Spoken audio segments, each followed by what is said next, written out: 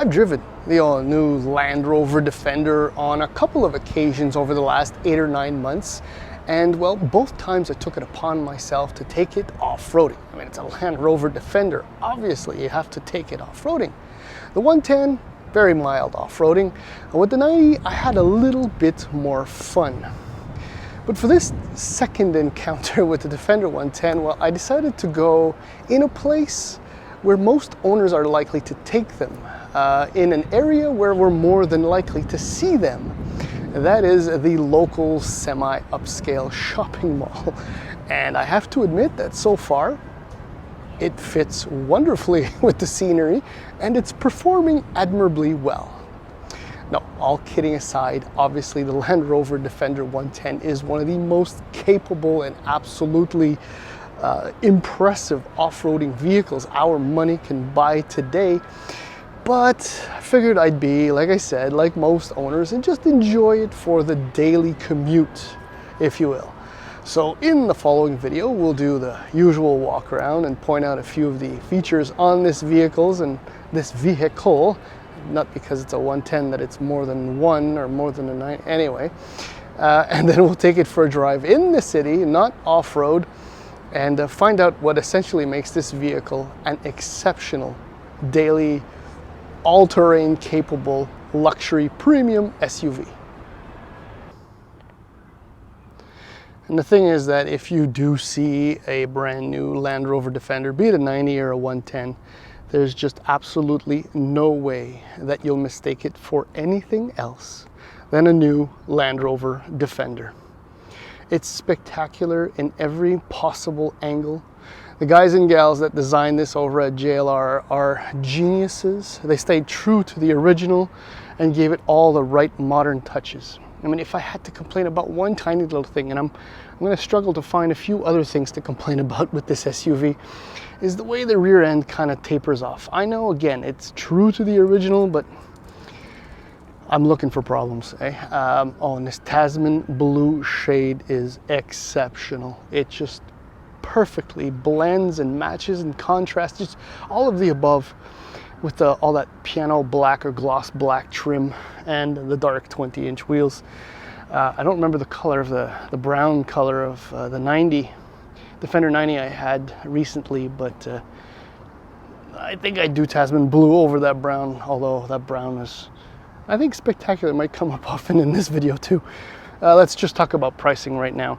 Base price in the US, only 2022 model years available at the moment.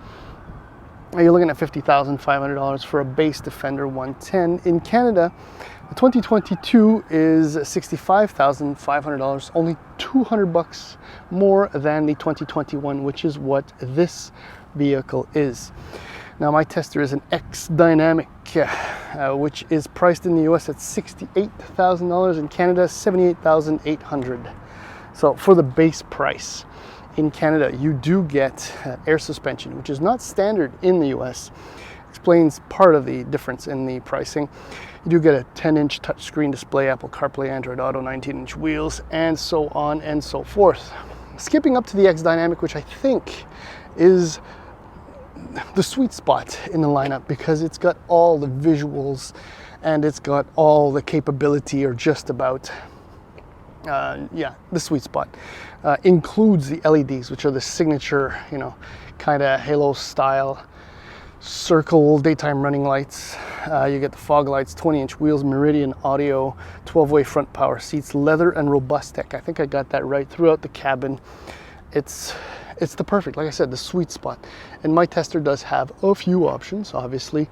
You're looking at towing package, 3-zone climate control, panoramic sunroof, cold climate package, which includes the heated windshield. If you go heated windshield first, if you see it, you'll never unsee it. But once you use it, you'll not know what you did without it before. And these off-road tires on here, these Goodyear Wranglers, lovely touch. I think it's only $300 as an option. Very much worth it, just for the look anyway. $90,500. Now we're at the point of the walk around. Now the boot is just superb.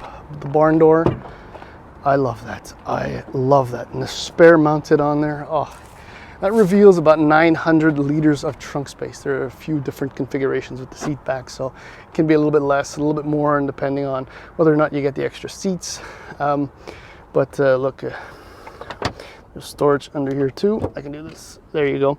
So, that's kind of a funny thing to see in a press car. But anyway, the material under the carpet is really cool. It's like a plastic, robust diamond plate style stuff. Love the windows up here. And the air suspension has an adjustable height in the rear.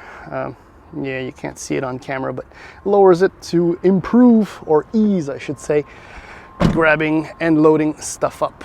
I'm using the vehicle, obviously, as the part family vehicle for the week. But the beauty is the amount of space. And the step-in height isn't that bad because the suspension is in the ingress-egress height. So getting in and out, very easy.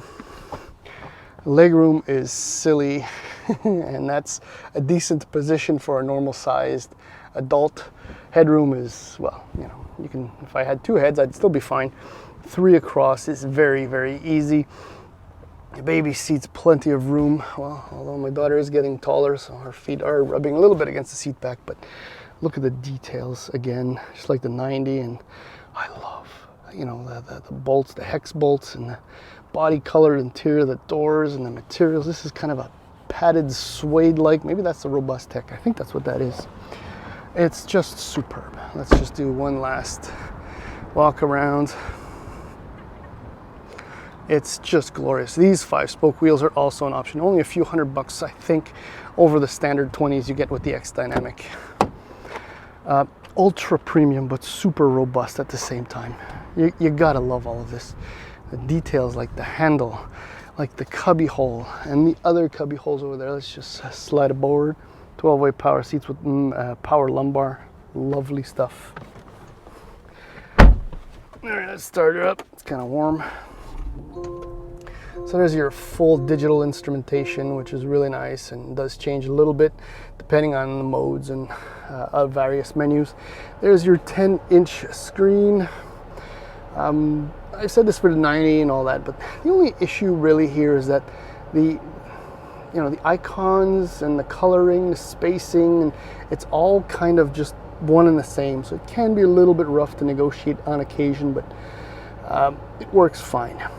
Down here, your HVAC, that's your fan speed, just in case you want to know. And this is for your drive modes, which appear down here. And they also, is it going to work? I was too slow. No, I got it. There we go. They appear up here. So your various drive modes pop up there. Visibility is generally really good because you're sitting so up high and so square. And even when you get around to over here, you can see quite well that way. I mean, look, I'm afraid I really like this vehicle. Oh, and I forgot to mention, I think maybe you saw it, but storage there for a family's, that's almost a little gross, family's worth of masks. Anyhow, enough of that. Actually, let's just go for a drive.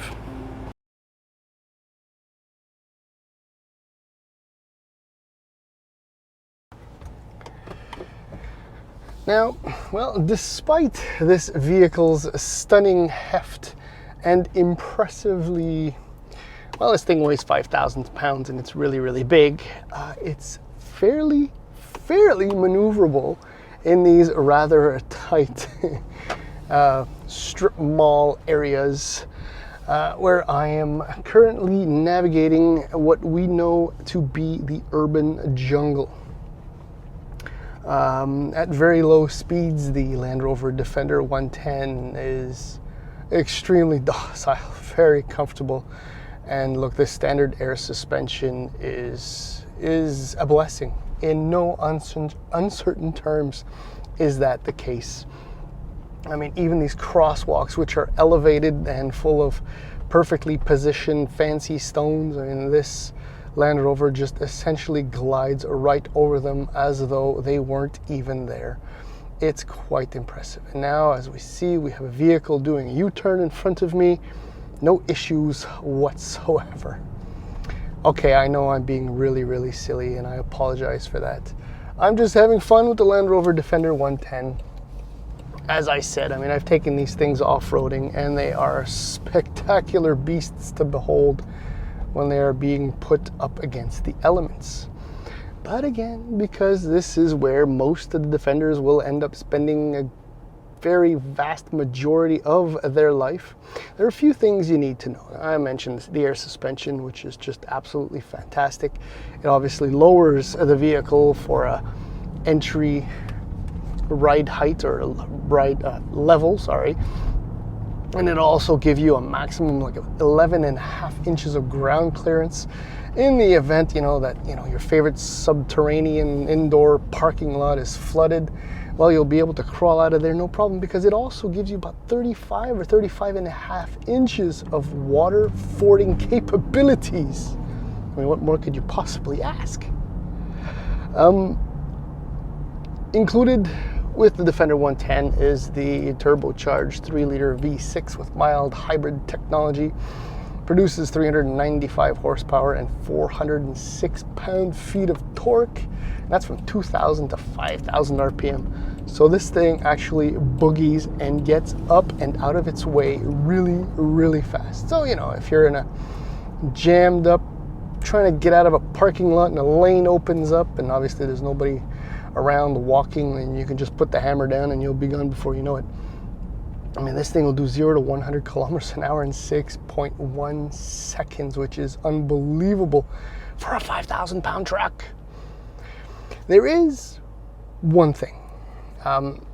There are, all the drive modes that you get right here, and essentially 99.999% of its life will be spent in the normal drive mode, which doesn't do anything good or bad. What I'm trying to say is that throttle response, from what I've noticed driving at slower speeds and through traffic, is a little bit erratic. It seems or feels as though there's a discussion always going on between the 8-speed transmission, the 8-speed ZF automatic transmission, and the V6, as though one wants to increase revs, the other one wants to keep revs down, the other one thinks the second gear is a better gear, the other one thinks you should start off in first, which really transforms into a jerky and often really annoying low-speed driving experience. It also occasionally happens at higher speeds, clearly not right now as I'm at a traffic light, which these Land Rover Defenders will spend an enormous amount of time at, no matter what major urban area you might find yourself in. Now, getting back to the jerky throttle response, and if to get over that, you have to be a little. Understand that. Oh. Please say a command. Cancel. That was funny. Didn't expect it. If you're a little bit more forceful with the throttle. You can also say help for further assistance. Cancel. Command cancelled. All right, here we go. We can, yes, if you're more forceful on the throttle, you can kind of overstep the hesitation between the transmission and the powertrain module and the engine control module and all that. You can just force feed it your intentions. But if you do that a little bit too much, like I said, this thing really picks up. So it's really a question of modulating the throttle, but I'm making a big thing out of a little thing, essentially because it's the only thing.